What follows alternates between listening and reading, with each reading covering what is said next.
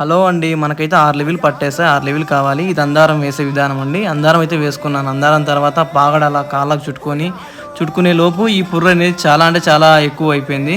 మళ్ళా పాగడ అనేది ఉండగా చేసి పుర్రు అయితే తీసేసాను. చూడండి అందారాలు వేసే విధానం, పోగులు ఎలా తగులుకున్నాయి అందారానికి. ఆ నిదారం వేసే ముందు 1కి 2 సార్లు చెక్ చేసుకొని మరీ వేయాలి. ఎందుకంటే పోగులు పెన వస్తే కానీ మనకి కరెక్ట్గా అనేది రావు. మనం ఎక్కించుకునేకి పోగులు తీయినా కానీ కరెక్ట్గా రూట్కి అయితే రావు.